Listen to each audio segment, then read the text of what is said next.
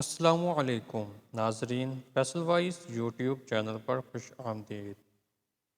ناظرین، ایک شخص اپنی پیداوار کے 3 حصے کرتا تھا۔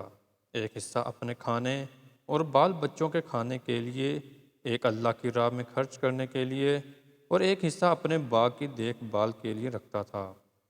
وہ ہمیشہ ایسا ہی کرتا تھا، اس لیے اس کے کھیت میں اللہ تعالیٰ کی طرف سے بڑی برکت ہوتی اور اس کی کھیتی ہمیشہ سرسبز رہتی۔ اگر کبھی اس کے باغ کو سیراب کرنے کے لیے پانی نہ رہتا تو بادل کئی اور برستے اور پانی ندی نالوں سے ہو کر اس کے ہاں آ جاتا۔ ایک مرتبہ کا واقعہ ہے کہ ایک آدمی جنگل میں سے جا رہا تھا۔ اچانک اس کے کان میں آواز آئی کہ کوئی آدمی بادلوں سے کہہ رہا تھا کہ جاؤ اور فلاں کے باغ کو سیراب کر دو۔ بادلوں کو حکم دینے والا شخص نے باغ کے مالک کا نام بھی لیا۔ چنانچہ وہ بادل وہاں سے ہٹ کر ایک پتھریلی زمین پر خوب مسلح دھار بارش برسائی۔ وہ پانی بہہ کر ایک نہر میں جا پہنچا۔ وہ نہر اس آدمی کے باغ میں آتی تھی۔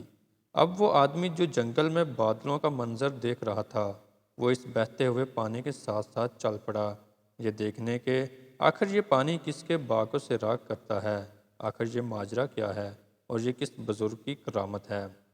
وہ آدمی نہر کے کنارے کنارے چلتا ہوا اس باغ تک جا پہنچا اور نہر سے ہو کر اب یہ پانی نالوں کے ذریعے اس کے باغ میں آنے لگا اور باغ کو سیراب کرنے لگا۔ اس باغ میں ایک بزرگ پانی کو ادھر ادھر بکھر گئے تھے تاکہ پانی پورے باغ میں پھیل جائے۔ اس راہگیر مسافر نے ان سے دریافت کیا کہ حضرت آپ کا نام کیا ہے؟ اس بزرگ نے وہی نام بتایا جو اس مسافر نے بادلوں میں سنا تھا۔ بزرگ نے پوچھا کہ بھائی، آپ میرا نام کیوں دریافت کر رہے ہیں؟ آپ کو مجھ سے کوئی کام ہے؟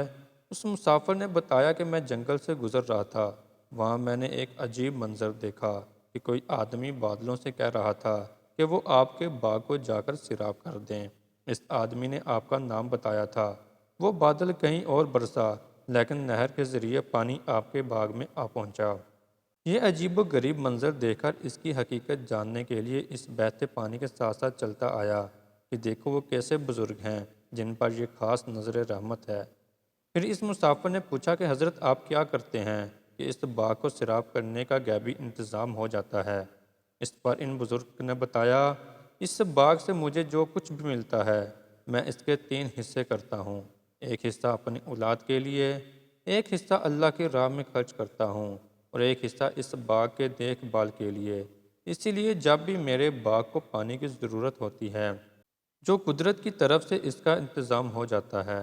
عزیز دوستو، سچ ہے جو اپنی حلال کی کمائی کا کچھ حصہ اللہ کی راہ میں خرچ کرتے ہیں وہ کبھی رائیگاں نہیں جاتا، بے شک اللہ بہترین بدلہ دینے والا ہے۔